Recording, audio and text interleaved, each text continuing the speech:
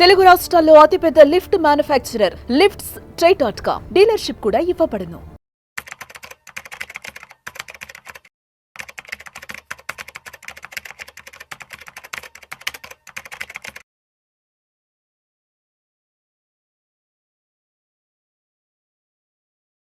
Welcome to Vishnu talks. నేను మీ విష్ణు. ప్రస్తుతం నాతో పాటు NIS వంటి CRISIL certified wealth manager Revanth Chalmala ఉన్నారు. వారితో మాట్లాడదాం. నమస్తే రేవంత్. నమస్తే అండి. రేవంత్, ఈ బడ్జెట్ లో ఈ ట్యాక్స్ స్లాబ్ రేట్లకు సంబంధించి ఏదైనా మార్పులు చేర్పులు ఉంటే బాగుండంటూ కూడా ప్రతి ఒక్కరూ ఆలోచిస్తున్నారు. మరి ఎటువంటి మార్పులు చేర్పులు ఉంటే అందరికీ ఈ బడ్జెట్ సంతృప్తికరంగా ఉంటుంది అంటారు? సో మనకి 2025 బడ్జెట్ అంతా కూడా ఇన్కమ్ ట్యాక్స్ ల్యాబ్స్ చుట్టూతోనే తిరుగుతోంది. సో మన ఏ మీడియా ఛానల్ ఓపెన్ చేసినా, బిజినెస్ ఛానల్ ఓపెన్ చేసినా కానీ ట్యాక్స్ రేట్ కట్స్ గురించి మాత్రమే డిస్కషన్ జరుగుతుంది. సో దానికి గల ప్రధాన కారణం మనకి ఇండియాలో కన్జంప్షన్ అనేది కొంచెం వీకెన్ అవ్వడంతో మనకి మార్కెట్లో లిక్విడిటీ పెంచేయడం కోసం చెప్పి మనకి ఏ ప్రభుత్వం అయినా ప్రయత్నం చేస్తుంది. ఎప్పుడైతే లిక్విడిటీ తగ్గుతుందో అటు మనకి మానిటరీ పాలసీ అవ్వచ్చు, లేకపోతే ఇటువంటి బడ్జెట్స్ ద్వారా అయి ఉండొచ్చు, మనకు కొంతవరకు లిక్విడిటీని ఇన్ఫ్యూజ్ చేసే ప్రయత్నం చేస్తాయి ప్రభుత్వాలు. దాంట్లో భాగమే మనకి ఇప్పుడు రాబోతున్నటువంటి ఫిబ్రవరి 1వ తారీఖున బడ్జెట్. దాంట్లో పర్టికులర్ ఇన్కమ్ ట్యాక్స్ ల్యాబ్స్ రిలేటెడ్గా చాలా రివిజన్స్ చేయాలి అనే విధంగా, చేస్తారు అనే విధంగా, చేయాలి అని కూడా చేస్తారు అనే విధంగా మనకు కనిపిస్తున్నాయి. 15 lakhs వరకు కూడా ఎటువంటి ట్యాక్స్ ఉండదు, ఇట్లాంటి రకరకాల ఏదో చెప్తున్నారులేండి. కానీ డైరెక్ట్గా అది దాన్ని తీసుకుని 15 lakhs దగ్గర 0 tax వరకు పెట్టడం అనేది ప్రాక్టికల్గా ఏ ప్రభుత్వానికి కూడా సాధ్యం కాదు. It is near to impossible. అది సాధ్యమయ్యేది కాదు. మాక్సిమం చేయగలిగితే ఏం చేయగలుగుతారంటే కొంతవరకు లిమిట్ని ఎక్స్పాండ్ చేయగలుగుతారు. 1 లక్ష 2 లక్షల మందము స్లాబ్స్ని ఎక్స్టెండ్ చేస్తూ పోతారు. అండ్ దాంతో పాటుగా ఒక న్యూ ట్యాక్స్ స్లాబ్ని కూడా ఇంట్రడ్యూస్ చేయొచ్చు. 25% అనే ట్యాక్స్ స్లాబ్ లేదు, సో దాన్ని కూడా ఇంట్రడ్యూస్ చేయొచ్చు అనే ఒక పాయింట్ కూడా రేజ్ అవుతుంది. సో ఇంకొక స్లాబ్ యాడ్ అవుతుంది. ఇప్పుడు వరకు 5, 10, 15, 20, 30 ఇట్లు ఉన్నాయి. ఇన్ బిట్వీన్ 25 అనేది మిస్ అయింది. సో మనకి ఇంకొక ట్యాక్స్ స్లాబ్ అనేది యాడ్ అవ్వడానికి కూడా చాలా ఎక్కువ అవకాశాలు అనేవి కనిపిస్తున్నాయి. సో బేసిక్గా మనకి ఇప్పుడు ఏదైతే న్యూ ట్యాక్స్ ప్రకారం మనకి 7 lakhs వరకు, 7 lakhs బిలో ఉన్న వాళ్ళకి 0 taxation అంటున్నారు. మేబీ అబవ్ ఉన్న వాళ్ళకి అగైన్ 5%, 10% స్లాబ్స్ అనేది స్టార్ట్ అవుతుంటాయి. కానీ అప్ టు 7 lakhs వరకు అయితే 0 tax అని చెప్పేసి అంటున్నారు. సో ప్రాక్టికల్గా మనకు ఆ లిమిట్ సరిపోతుందా లేదా అనేది ఇక్కడ పాయింట్. సో ఒక మనిషి ఇప్పుడు మెట్రోపాలిటన్ సిటీ అవ్వచ్చు, లేకపోతే Tier 2 సిటీస్ అంటే ఖమ్మం, వరంగల్, ఇట్లా నెల్లూరు, ఇట్లాంటి వాటిల్లో ఎక్కడ బతకాలన్నా కానీ ప్రతి సగటు మానవుడికి కొంత ఖర్చు అనేది మాత్రం బై డిఫాల్ట్గా ఉంటుంది. సో ట్యాక్స్ అనేది ఎప్పుడు కట్టాలి? ఒక మనిషి బతకడానికి కావాల్సిన డబ్బుల్ని దాటి దాని పైన ఏదైతే మిగులుతుందో దాని మీద ట్యాక్స్ కట్టడం అని అంటే అప్పుడు డెఫినెట్గా ఏ సామాన్యుడికి కూడా కొంతవరకు నొప్పి అనిపించకపోవచ్చు. సో బేసిక్గా ఆ నొప్పి అనిపించని లిమిట్ ఏంటి అంటే థ్రెషోల్డ్ లిమిట్ ఏంటి? సో దాని గురించి ఇప్పుడు నేను డిఫరెంట్ ఏరియాస్ నుంచి, డిఫరెంట్ ప్లేసెస్ నుంచి రకరకాల మనుషుల్ని కలుస్తూ ఉంటాను కాబట్టి నాకు ఒక అవగాహన వచ్చింది. ఒక మనిషికి యావరేజ్గా ఖర్చు 70,000 రూపాయలు చాలా కామన్గా వస్తుంది. సో సింపుల్, 20,000 రూపాయలు రెంట్ ఉంటుంది. ఎడ్యుకేషన్ కోసం నెలకు 15,000, 2 పిల్లలు ఉన్నారంటే 7,500,000, లక్ష మినిమం ఉంది కదా. సో ఎటొద్దన నెలకు 15,000 ఎడ్యుకేషన్ ఫీజులు పోతున్నాయి. గ్రాసరీస్ కోసం 15,000 పోతున్నాయి. పైన internet bill, mobile bill, petrol కాస్టులు, ఇతర చిన్న చితక ఖర్చులు 10,000 మందం పోతున్నాయి. బట్టలను, లేకపోతే మనకి ఇంకా ఇతర ఖర్చులు అవన్నీ కూడా ఇన్సూరెన్స్లని అవి ఒక 10,000 రూపాయలు ఖర్చు వస్తుంది. అటు ఇటుగా మనకి ప్రతి నెల 70,000 రూపాయలు ఖర్చు వస్తుంది. అంటే యావరేజ్గా మనం దాన్ని యాన్యువలైజ్ చేసి చూస్తే అది 8.5 lakh రీచ్ అవుతుంది. సో 8.5 lakh అనేది ఒక మనిషి మినిమం బతకటం కోసం అయ్యేటువంటి ఒక ఖర్చు ఇది. సో మనం ఆ లిమిట్ వరకు కూడా ట్యాక్స్ ఫ్రీ ఉంటే మేబీ కొంతవరకు మనకి ట్యాక్స్ ఫైలింగ్స్ కూడా పెరగడానికి ప్రాబబిలిటీ ఉంటుంది. అట్లీస్ట్ నిల్ ఫైలింగ్ అంటే నాకు పెద్ద ఎత్తున అంటే నాకు ట్యాక్స్ ల్యాబ్స్ లేను అని ఫైల్ చేసే వాళ్ళ సంఖ్య పెంచుకోవడానికి కూడా మనకి ఎక్కువ అవకాశాలు ఉంటాయి. సో గోయింగ్ ఫర్దర్ కూడా ఈ స్లాబ్స్ రివిజన్ కూడా చాలా ఇంపార్టెంట్. ఎందుకు? 8.5 లక్షలతో ఒక మనిషి జీవితం కంప్లీట్ అయిపోతుందని అంటే కాదు. సో వాళ్ళ భవిష్యత్తు కోసం కూడా వాళ్ళు కొంత డబ్బుల్ని కూడబెట్టుకోవాలి. ఏంటి అవి?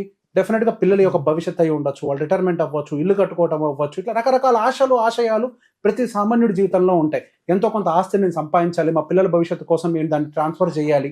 సో ఇదంతా కూడా సాధ్యం అవ్వాలి అని అంటే డెఫినెట్గా ట్యాక్స్ కాంపోనెంట్ ఆ దేశంలో కొంత కన్వీనియంట్ తోటి ఉండాలి.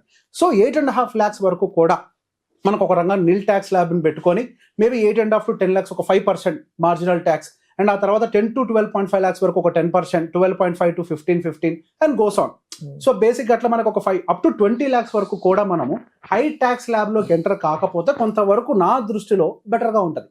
ఇప్పుడు 15 lakhs దాదాపు మన హై ట్యాక్స్ ల్యాబ్స్లోకి వెళ్ళిపోతాం. That is too much. 15 lakhs తోటి మనం ఏం సాధించగలుగుతాం అంటే సంవత్సరం వచ్చేటువంటి డబ్బుల్లో 15 లక్షలతోటి మనం మన జీవిత అవసరాలను తీరిపోతాయా? లేదు. ఇప్పుడు నేను చెప్పిన వాటిల్లో జనాలకు కావాల్సిన మినిమం అదర్ రిక్వైర్మెంట్స్ లేవు. పిల్లల్ని బయటికి తీసుకెళ్ళటం, పిల్లలకు కావాల్సిన ఎక్స్ట్రా యాక్టివిటీస్ అయి ఉండొచ్చు, డాన్స్ క్లాస్లు అవ్వచ్చు, రెస్టారెంట్కి వెళ్ళటం అవ్వచ్చు, సినిమాలకు వెళ్ళటం అవ్వచ్చు, లేకపోతే ఇంకేదైనా కొత్త ఐటమ్స్ కొనటం అవ్వచ్చు, ఏసీలు, ఫ్రిడ్జ్లు, కార్లు, బైకులు, ఇవన్నీ ఇంక్లూడ్ చేయకుండానే 70,000 రూపాయల ఖర్చు ఒక సామాన్యుడికి వస్తున్నప్పుడు 15 lakhs హై ట్యాక్స్ ల్యాబ్ లో పెట్టేస్తే ఒక సామాన్యుడు ఎట్లా బతకగలుగుతాడు?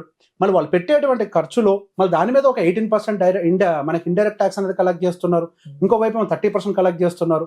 సో ఇంత ట్యాక్స్ అనేది కలెక్ట్ చేసుకుంటూ ప్రభుత్వమే పోతూ ఉంటే ఒక సామాన్యుడు వాళ్ళ భవిష్యత్తు కోసం ఒక రూపాయిని కూడబెట్టాలనుకోవటం అనేది ఒక కలగానే మిగిలిపోతుంది. కానీ అది వాళ్ళకి ఎటువంటి పరిస్థితుల్లో కూడా సాధ్యం చేసుకోవడం కష్టంగా మారుతుంది.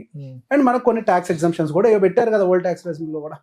అదేంటి ఏటీసీలో అయితే 1.5 lakh అని అంటారు. సో 1.5 lakh ఏ విధంగా సరిపోతుందో నాకు ఇప్పటికీ కూడా అర్థం కాదు. అందులోనే టర్మ్ ఇన్సూరెన్స్ అంటారు, అందులోనే హోమ్ లోన్కి రిలేటెడ్ అని అంటారు, అందులోనే పెన్షన్ ఫండ్స్ అని అంటారు, అందులోనే ఇంకా ఈపీఎఫ్ అంటారు, ఎన్పిఎస్ అంటారు, అదంటారు ఇదంటారు, అన్ని ఒక దాంట్లో కుదించి 1,50,000 పెడితే సంవత్సరానికి 1,50,000 సేవ్ చేసుకుంటూ పోతే నిజంగా రిటైర్మెంట్ కార్పస్ ఏర్పడుతుందా?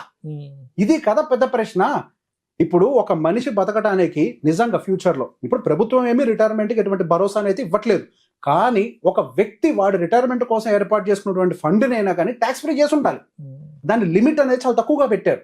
సో కనీసం దాని ఒక 3 లక్షల వరకు అన్నా కానీ ఎక్స్టెండ్ చేయగలిగితే అప్పుడు జనాలు సేవింగ్స్ మీద మరింత ఇంట్రెస్ట్ చూపిస్తారు. సో ఇక్కడ మనం ఇన్వెస్ట్ చేస్తే సో వాళ్ళు ట్యాక్స్ ఎగ్గొట్టడం కోసం పెట్టుబడి పెట్టచ్చేమో కాక, కానీ ఇండైరెక్ట్లీ వాళ్ళ భవిష్యత్తునే కాపాడిన వాళ్ళు అవుతారు వాళ్ళు.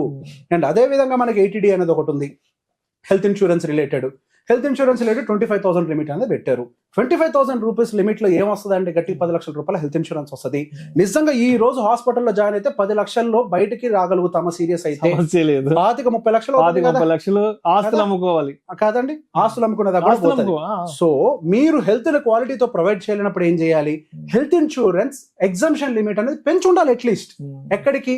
ఇప్పుడు నా ఎక్స్పీరియన్స్ ప్రకారం ఒక quality health insurance 25 lakhs and above తీసుకోవాలి అని అంటే 35,000-40,000 రూపాయలు మినిమం అవుతుంది, కొంతమంది 40,000 కూడా అవుతుంది. అండ్ సీనియర్ సిటిజన్స్ కోసం అని చెప్పి 25,000 అంటారు. సీనియర్ సిటిజన్ కి హెల్త్ ఇన్సూరెన్స్ తీసుకోవాలంటే 50-60,000 వద్ది, 25,000 ఎట్లా సరిపోద్ది అసలు? సో ఈ ఎగ్జామ్షన్ లిమిట్స్ ఏవైతే పెట్టారో తూతూ మంత్రం అని చెప్పి అక్షంతలు వేసారు తప్పించి నిజంగా మార్కెట్ రేట్లతో మీట్ అవుతున్నాయనంటే లేదు.